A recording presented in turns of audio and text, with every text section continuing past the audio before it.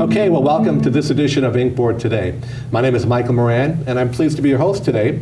In this show, we highlight the services and programs of agencies that make life-saving differences to our community. And so I'm really excited because today our guest is Stephanie Weber. Stephanie is the Executive Director of Suicide Prevention Services in Batavia. A wonderful organization, but I'd like to give you the chance first to tell our viewers, Stephanie, a little bit about yourself and how you came to become the Executive Director at Suicide Prevention Services. Thanks, Mike. Well, my mom took her life in 1979. She was living in Aurora. I was living in Indiana. And there was nothing available for services as far as I knew, but I went back to school after seeing a grief counselor and made the decision that I wanted to be able to help other people grieving as my counselor had helped me.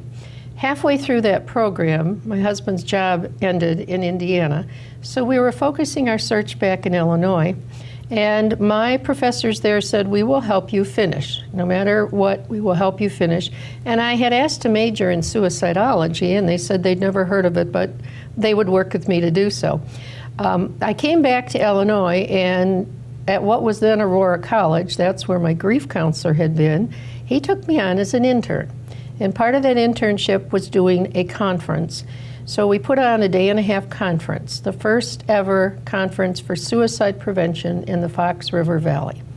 At the end of that conference, a woman stood up in the back of the room and she said, yeah, where's this survivor support group that you've talked about? And I said, there isn't one. And she didn't sit down. So I said, well, if you're a survivor of loss, come back to this room Monday night, so 2 days after we were ending, and we'll start a group. And that group still meets today, the third Monday of every month at the Advent Christian Church in Aurora. Well, the woman then said, where's the 24/7 hotline? And I said, we don't have one. And so my co-leader said, well, if you're interested in forming one, come back to this room a month from today. And 32 people were there. Now, our roots as far as the ink board goes is there then ED was Lyle Onken, and he sat very quietly during this meeting and then stood up and said, you'll never get funding for this. You're duplicating services. Never heard that phrase before, but I've heard it many times since. So anyway, 12 to 20 of us stuck together, and after a year and a half, we were ready to go. We had the expertise based on the American Association of Suicidology standards. We didn't have the money. And that was about the time that someone from our group, Marlon Tevis, introduced me to Dewey Thompson, who was the head of AID. And the state of Illinois had been mandated at that time to have a 24/7 hotline for mental illness and suicide prevention. And like I say, it's a long story, but that pairing came together. So I was hired to start the crisis line of the Fox Valley in 1984. So the loss group was 82. Crisis line was 84, and then along the mid to late 90s, it became apparent we needed more in education and training. So my agency said, well, we're not paying you to do that per se.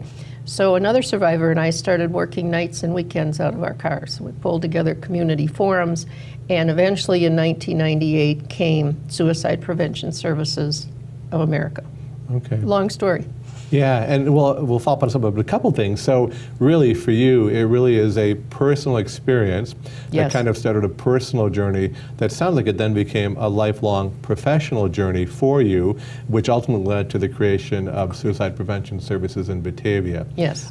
But as you were talking about the early days when you were getting started, so really at that point in time, the idea of specialization in suicide was something new, and so you really were one of the first people to pursue this as an area of study and as an area of focus. Yes, okay. Yes. Okay. And through AAS, I had seen a crisis center in Dallas, Texas in the mid-'80s, just a big old building in a very bad area of town. And their hotline was protected by bulletproof glass. And the residents in that area were very protective of that center. And that sort of started planting some seeds in my mind. Yeah. And originally, as you described your roots and your path, so originally you were working with and for another organization Correct. that is still around, the Association for Individual Development. Yes. But at some point, because of your interest and really passion from other people, you and a core group of folks ultimately created Suicide Prevention Services. And did you say 1989? 1998. Sorry, 1998. We incorporated, I yes. apologize for getting that wrong. But so in 1998, so Suicide Prevention itself was formed in 1998 as a not-for-profit, and obviously is what you're the executive director of today. So tell us a little bit about their history and their roots, Suicide Prevention Services, how they started, what they do, where you're located, those sorts of things. Okay. So I continued to work for the Crisis Line. And our first seed money for suicide prevention services, after many meetings, came from the Inc. board. Dan Hanna was then the executive director. And I had realized I had worked backwards. I started with a loss group, which is postvention. The Crisis Line is intervention. And then suicide education and training is prevention. So we paralleled. So with that first money, we ended up bringing in Paul Quinnett, who was a nationally known trainer, and his assistant. We opened our training. We had 5 days of suicide prevention training. The first 4 open to the community: suicide prevention in general, suicide and alcohol and drugs, suicide and mental illness. By the last day, there were 20 of us that were trained in how to be trainers and go do what we needed to do. Dan Hanna had wanted a bigger presence in the Tri-Cities, so eventually we were able to rent space in our building. Once we took over, I'd say it was maybe 4 or 5 years later, we were able to buy the building. Okay. But we started essentially with myself. I hired another clinician. The check came through AAD, but it was SPS money. Then another one. And so for a long time, we stayed just the 3 of us with secretary. But as we have now grown over the years, with the help of funders such as the Inc. board, we have contracts in schools.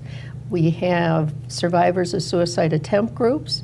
We give seminars and trainings everywhere. Anyone will have us. So we have grown. But yes, that specialty of suicide prevention was not happening when we started. And you outlined there's really sort of 3 sets of services that you described. Yes. You may have gone, quote, backwards. Yes. So you talked about prevention, and then intervention, and then postvention. And so those are still services that are provided through your organization today. Can you tell us a little bit, what is suicide prevention then? Today, if somebody's trying to access suicide prevention services, what would they look like? All right. It depends on how they're coming in the door. I mean, literally, we can have people walking in our front door saying, I need help, I'm depressed and suicidal, or I'm looking for help for a friend. It can come through the hotline. So we have a 24/7 hotline. We're part of the 1-800-273-TALK national hotline. So if we can't grab a call because we're on one, another center, I believe there's about 185 centers now across the country, will take that call. Prevention also comes in going out to schools, going out to agencies, going out to churches, putting on seminars. We can provide information, basic, in as much as an hour and a half, as little as an hour and a half, or I do half-day or full-day trainings. We also do a training that is out of Living Works, out of Canada. That's 2-day training called ASSIST, Acquired Suicide Intervention Skills Training. So prevention is many forms, and it's also teaching people, these are the signs and symptoms. This is what you need to look for. If you see one, step in and ask the question. Okay, so increasing awareness and understanding. Absolutely. Okay, great. So we're going to pick up on this when we get back, and we may talk a little bit more about prevention, but we'll also look at the other 2 services as well. So Great. We're going to take a short break. We will be back soon with our guest, Stephanie Weber. Recovery benefits everyone. I started my own company. I got my dad back. My friends believe in me. Daddy's home. Substance use and mental disorders can be treated. It all starts on day 1. Join the Voices for Recovery.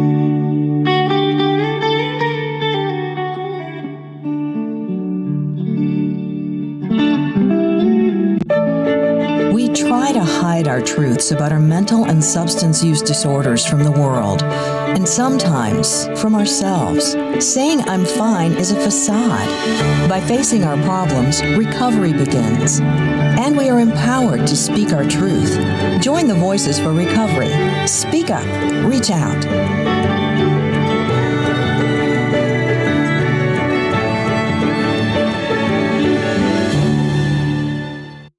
Okay, well, welcome back. Again, we're going to continue our conversation with Stephanie Weber, the Executive Director of Suicide Prevention Services. And so before the break, as you were talking with us, Stephanie, about what prevention today looks like, and it sounds like it's on a variety of levels. It could be one-on-one for folks who are in need of an intervention or prevention themselves. It can be more general for classrooms and for community members. So is there anything else about how to prevent suicide that you think is important for our viewers to be familiar with? Well, I do. I think just wanting to know what is suicide prevention and not believing this will never happen to me. It seems that all loss survivors come in and say, I didn't think this would happen to me. Or someone walking in our front door looking for help. I didn't think this would happen to me. Suicide happens and can happen to everybody in all families and friendship circles. So I think knowing the signs and symptoms is important, which then leads us into...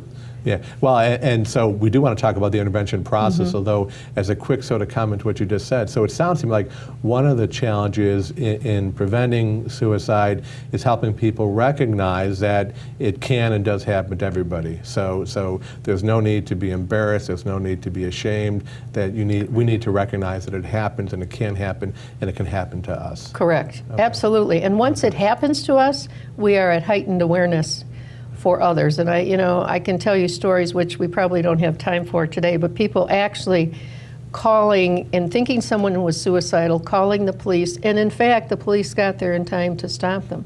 So my comment is, call for help, and if you have egg on your face and you feel foolish, better that way than someone dies because you're waiting for a second chance. Yeah, great. And I know we were talking a little bit about that next set of sort of approaches, which is intervention. So we have prevention of suicide, but now intervention. So tell us, what do we need to know about intervention or intervening in suicide? Mike, I think the most important thing for people to know is anyone can intervene at any time. It isn't take them to a professional, or worse, take them to 911. If someone indicates they're suicidal, so say, after the show you're indicating to me you're depressed, you've thought of suicide, I would turn off my phone, I would sit down with you, and I would say, Mike, tell me what's going on. Tell me what's so bad in your life that you don't want to live. Those open-ended questions. And you know what I want to say to the people listening? If the hairs on the back of your neck stand up when you ask that question, good, because they still stand up on mine. And if I think I know the answers for your life better than you do, then I better get out of this business.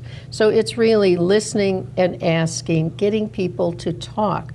Those quick replies that we give people. Don't be so stupid. Pull yourself up by your bootstraps. Don't talk like that. I've often heard parents have said that to kids. It's a cry for help, and when there's a cry for help, we have to stand back, sit down, and listen, and ask those questions. And so part of the message and part of the information that you're going to share then is that anybody can intervene if there's a possibility of suicide. Correct. You don't have to have any kind of special training. You simply have to have the ability to listen and to respond to what you're hearing from the person that you're involved with, that you care about, those sorts of things. So now the next piece is, where do you take them? Because obviously for most people, what's the referral? Where do we take them for help? Counselors, a counseling agency, and that's why we exist. We specialize in suicide prevention.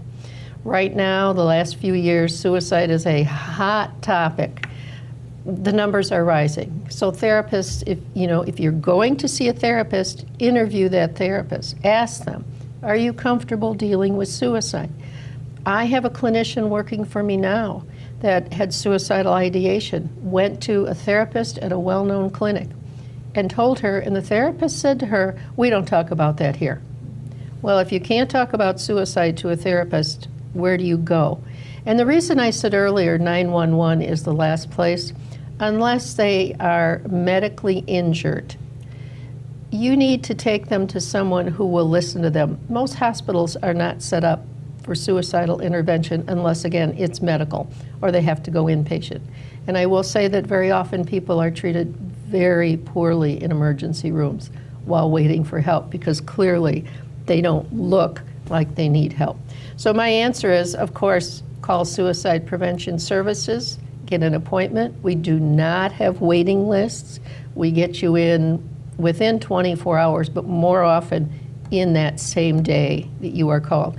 We do an assessment quickly on the phone. If you're coming in to us, then we do a further assessment, and we sit and talk to you that first time for a good hour and a half. We do not ask you on the phone, do you have insurance, as so many, get that thrust at them.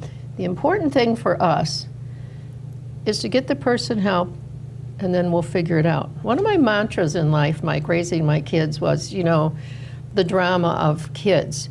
Everything is a crisis. And my question is, are you bleeding or are you near death? So that's what we focus on. Frame of reference there, yeah. Yeah, frame of reference. But one of the important things that you described then is that, so it's important if somebody's considering suicide that they have to work with someone ultimately who is comfortable with addressing Correct. suicide and suicidal ideation with them, and not every professional is, and so there really is sort of a deciding factor there.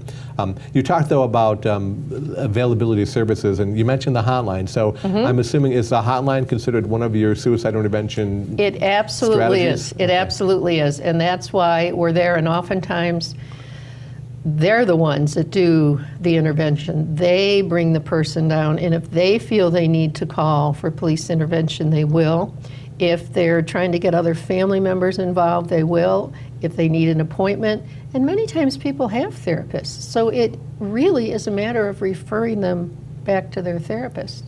In our first segment, I think you mentioned that Suicide Prevention Services, you're part of it, what I heard is a network of responding sites. So there's a hotline, and tell us a little bit about that. Is that a nationwide hotline? Tell us more about how that works. We actually have two hotline numbers. We have our local, which our local funders, help fund. And then the National Suicide Prevention Lifeline started 12 to 13 years ago. And I was on their initial steering committee. We met in Washington, D.C. And again, it's a group of people coming together. One man, Reese Butler, started 1-800-SUICIDE, and it began to grow. It was after the death of his wife. And so representatives came, and we got the number, and we started, and it's grown. You see it on TV, you see it in magazines, you will see it at the end of a TV show. If you're in trouble, call this number, because there will always be a human being there to pick it up. We generally have two, what we call paraprofessionals, on every shift, and we can have 11 or 12 calls a shift, or we can have 2 or 3, but we're there and we're ready.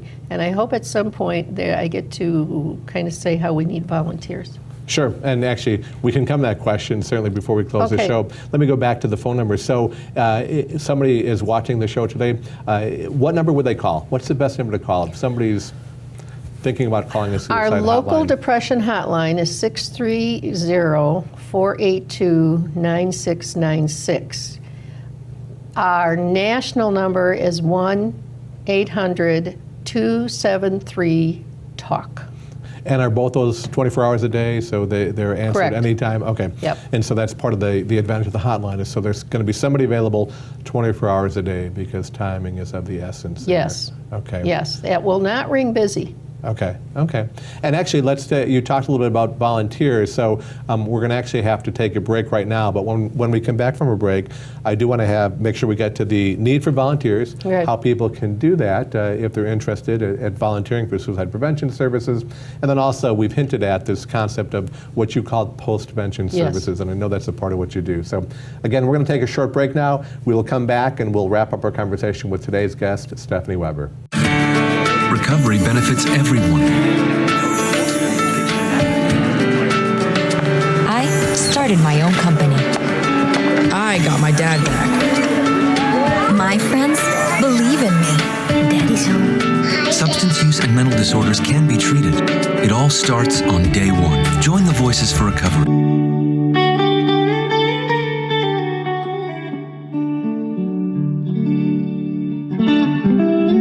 Okay, well, welcome back, and welcome to our third and final segment of this edition of Inkboard Today. Again, we're talking with Stephanie Weber, who is the Executive Director of Suicide Prevention Services. Lots of very helpful information, great information about the good work that your organization does. One of the things that you mentioned before the break was that the organization does use and rely on volunteers. So talk a little bit about your need for volunteers, and how could somebody volunteer for you if they were so interested? Okay. Our paraprofessionals, those are our hotline workers. And I always say the hotline is the foundation of the work that we do. Those are people from our community, from our colleges that come in and take our training, which is rather lengthy and extensive, primarily focused on being in the hotline room under the guidance of what we call a senior well-trained volunteer. Our shifts are 4 hours long. So eventually they will take their own shift. But the training is, I'd say, fairly rigorous. But I haven't had one person, Mike, that comes and says, I don't leave here feeling better than when I walked in the door. So anytime you can call us at our admin number, 630-482-9699, or I know we'll talk about the website later. If you want to become a paraprofessional hotline person, that's how you get in touch with us. But we also need board members. And you and I have talked over the years about board members. So if you're interested in being on the board of Suicide Prevention Services, probably means you've been touched in some way by suicide. Again, check on our website, call me, call the admin number. We're looking for good people who care. And as a non-for-profit, which some of our viewers may know, but so you have to rely on a good board of directors to help really oversee the operation of the organization and to ensure your growth and survival and those sorts of things. Yes. So, yeah, okay, yes. Good. And I do want to make sure we get to what I think might be the third set of services that's part of your overall umbrella. We've talked about prevention, we've talked about intervention, and you've mentioned postvention. We really haven't talked much about it yet. So tell us what that term means, and what does Suicide Prevention Services do that's considered postvention? Ed Schneidman was the founder of AAS, and he coined that term postvention, which is the aftermath of suicide. So you've lost a friend or loved one to suicide. It's a different kind of death. Certainly brings more guilt and anger with it, and it's a death in which you have no answers. I mean, we ask why and why and why, but the person who knows why isn't here to tell us. So this support group has been going since 1982. I mean, we're closing in on 40 years. What I'm very excited about, and what Jerry Murphy from the Ink Board has really supported the past few years, are our children's services. And we now do a postvention group for kids. We do it a Saturday morning. Again, you call the office so we can do at least know who's coming. But it's so important for our young people who have been touched. For example, right now, the families in it have lost a dad or a mom to suicide. That puts them at a higher risk for suicide. So we run that, and then we also have kids groups where we're working with kids with anxiety and depression, which, as you know, is at the core of suicide. And as you were talking, so one of the postvention groups goes back to that initial meeting when you said an individual stood up in the back of the room and said, where are these support groups? And so that's the group that continues to today.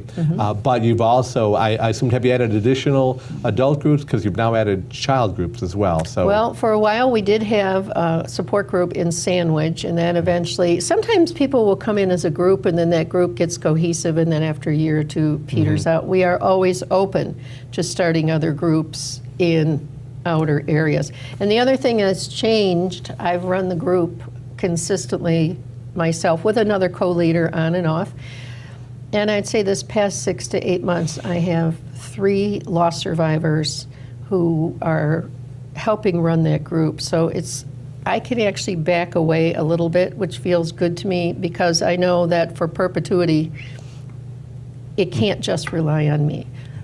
Let's face it, my heart and soul is in postvention, but for it to continue, we have to have other leaders. And it's almost like sort of continuing to carry out the mission. So Absolutely. you may not be as involved as you once were on some level, but Right. there's other folks who have the same passion and commitment that are interested in continuing in those sorts of things. Correct. But there's been some recognition that suicide in families affects not just the spouse or the partner, but the children as well. And so you now have services that will address the special needs of children who have experienced the loss of a parent in this situation. So, Yes. And are those groups available at the office up in Batavia, or are those offered in Yes, the that's community? where we meet. Okay. We have a children's room, a children's area that's very user-friendly.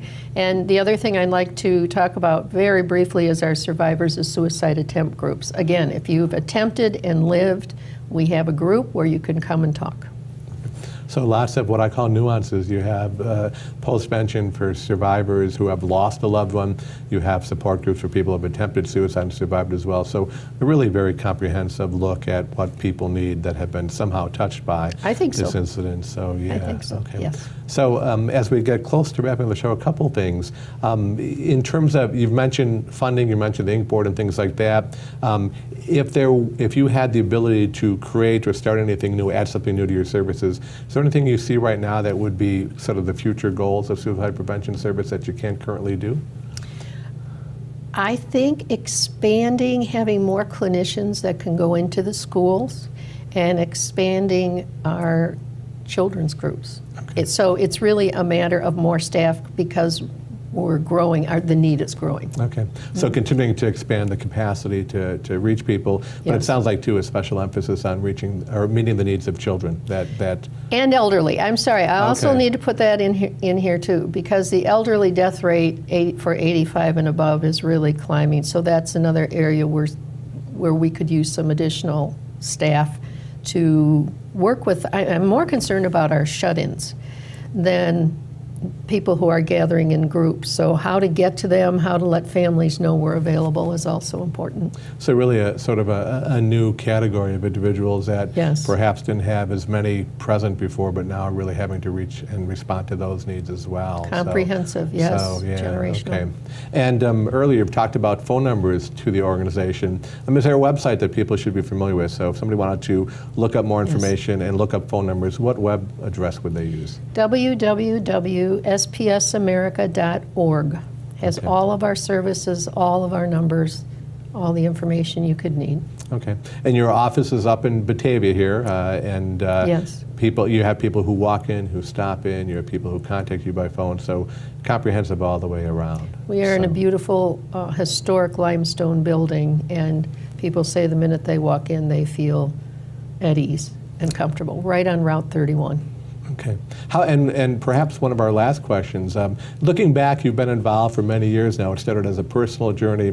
It's now a professional journey, and you've been able to combine the two. Do you see any future changes in how we treat and respond to suicide that you think are promising as you look forward, perhaps, at this point in your career?